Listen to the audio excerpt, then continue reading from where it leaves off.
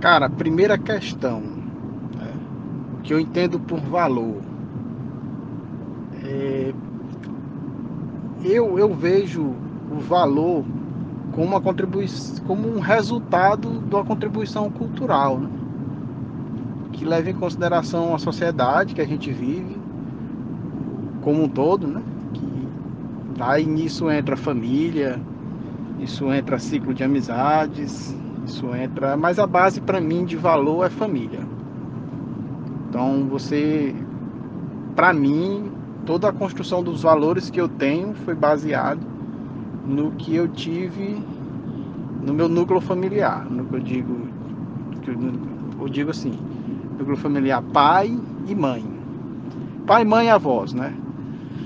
Porque muito eu aprendi com minha avó, meus avós, mais ainda com meu pai, e meus valores são baseados no que eu tive como núcleo familiar e como isso foi direcionado pela cultura em que eu estava inserido.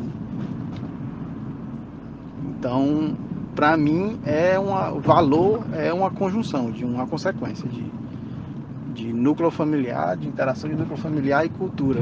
Claro que os dois também relacionados entre si. Né? Em relação à segunda questão, né, três valores que são essenciais para a minha vida. O primeiro deles, para mim, é o basilar, é honestidade. Foi o dos primeiros que foram cristalizados na minha criação, no meu núcleo familiar. Era o que era mais importante. O primeiro de todos foi ser honesto, ser franco, ser justo. Né? Assim, são três palavras que circundam o mesmo conceito, o conceito de honestidade. Primeiro, honestidade, basilar, primeiro de todos. O segundo é companheirismo. É você solidariedade, companheirismo, é você estender a mão a quem precisa, sem esperar nada de troca, simplesmente por ser bom, entendeu? Esse é o por tentar fazer o melhor para quem você acha que pode fazer. Esse é o segundo. O terceiro é perseverança, ir atrás do que se quer, lutar pelo que se quer, mas lutar pelo que se quer sem com honestidade e sem passar a perna em ninguém. Aí essa terceira questão, como os valores são trabalhados no ambiente em que você atua. Eu acho que eu entrei num ambiente de trabalho que foi muito do que eu persegui, do que eu senti por mim, porque condisse com a minha criação, né? Condisse com que os valores com que eu fui, digamos, configurado, digamos assim, né? Que é a área de docência, a área de pesquisa, que, como eu te disse, eu acabo sendo circundado por pessoas honestas. As que são desonestas, naturalmente eu me afasto, ou naturalmente se afastam de mim, porque não encontram suporte para se aproximar de mim, pela desonestidade, né? Consequentemente pelo companheirismo, porque quem é franco, quem é justo, naturalmente eu acabo me aproximando, a gente acaba se identificando. Tenho grandes amigos de trabalho que viram amigos de vida, justamente por conta desses valores que acabam sendo parecidos, se complementando, aquela história, né? Os parecidos se aproximam. A gente anda com quem a gente parece. Então, esses valores surgem como consequência das relações, que a gente evolui junto, a gente cresce junto, que aí entra com aquele terceiro valor, né? Que é o valor de crescer sem passar a perna em ninguém. É, perseverar, ser companheiro, sem passar a perna em ninguém e ajudar sem esperar nada em troca. E aí a gente acaba conquistando grandes amigos e os valores se amarram nisso. Eu tenho amigos que vou levar para o resto da vida. O meu ambiente de trabalho ele favorece muito esse companheirismo, essa parceria. E a gente vê que eu vejo que como eu tenho essa parceria, essa coisa de companheirismo como valor, as pessoas que trabalham comigo também têm. A gente se aproxima. Essa questão de valor de mercado, o valor de mercado influencia nas questões humanas, com certeza, cara, com certeza. Isso sempre aconteceu, talvez com outros nomes, com outros conceitos, outra nomenclatura, mas hoje isso é mais frequente, é mais intenso, porque a gente começa a atribuir valores simbólicos às coisas, né? E a gente muitas vezes estabelece relações com as pessoas com base naquilo que o mercado dita, com objetos, artefatos, bens de consumo, né? Tem até uma área da antropologia que estuda isso, né? As simbologias das coisas, os significados das coisas, como isso acaba desembocando nas relações humanas. As pessoas que se interessam pelo que eu tenho, pelo que eu posso proporcionar a elas, está muito presente, cara, muito presente. É preciso muita reflexão, eu acho. Às vezes eu reflito muito sobre o fato de como as pessoas se aproximam de mim, ou para eu não incorrer no risco de acabar me aproximando de alguém porque acho que alguém pode me oferecer algo em troca. Eu sempre procuro olhar a essência da pessoa e me aproximar dela pelo que ela é e não pelo que ela pode me oferecer, né? A não ser que ela possa me oferecer companheirismo, possa me oferecer um bem-estar no sentido de me sentir bem em estar com aquela pessoa, né? Me engrandecer, trazer coisas boas, novidades, tudo, mas não pelos bens. E hoje o valor de mercado dos bens, das coisas, estão de fato tendo muito peso nas relações humanas. Muito do que o que já sempre teve e muito mais do que o que deveria ter. É muito comum a gente ver isso, é muito fácil a gente ver isso. As redes sociais, os relacionamentos, as crises de casamento, em como os divórcios acabam, nas amizades, está muito presente, muito frequente. Essa outra questão de se os valores dependem da opinião de cada um, ou são universais, se são válidos para todos. Universais, nem tanto. Há valores que são universais, como por exemplo a honestidade. Só que a honestidade, ela pode ter uma relatividade cultural. Por exemplo, o companheirismo, a compaixão, a alteridade, alguns conceitos que a gente tem, eles podem ser universais no sentido de que eles existem em todas as culturas, mas eles podem ter seu peso nas relações de acordo com a cultura. Então, por exemplo, a gente tem uma preocupação, brasileiro tem uma preocupação em ser muito receptivo, ser muito educado e tratar muito bem aquele que é estrangeiro, que é de fora. Isso acontece muito. Mas você chega fora, isso nem sempre acontece.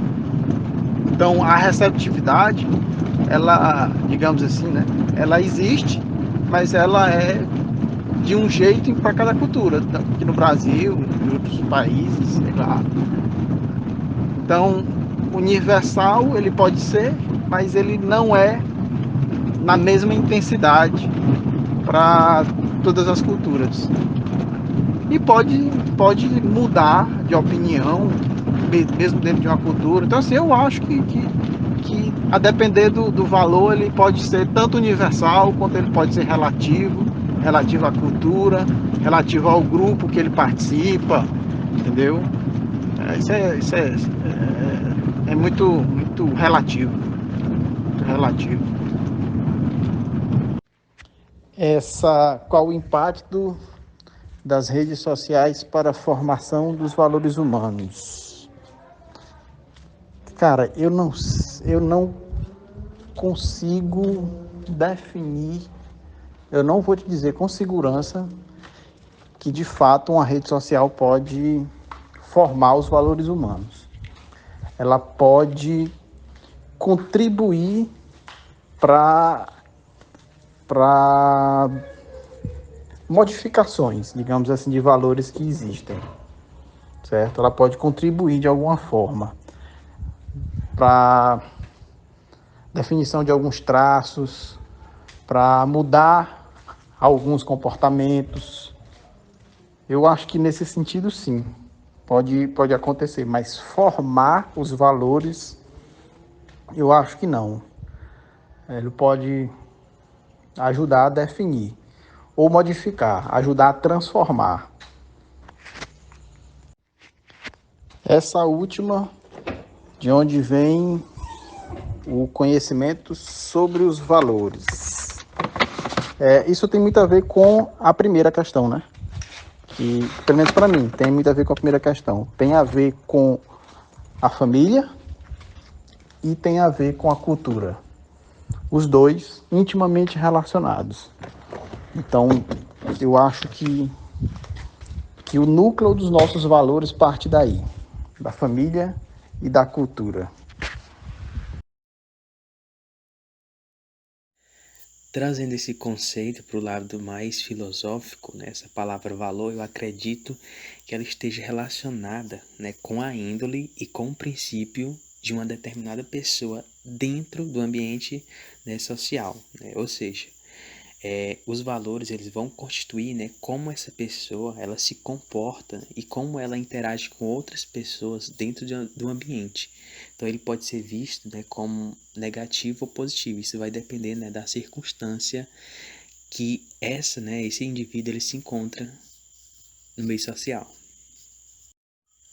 Assim, existem diversos tipos de valores importantes, né, para a nossa sociedade. E tem três, né, áreas grandes que a gente pode organizar esses valores.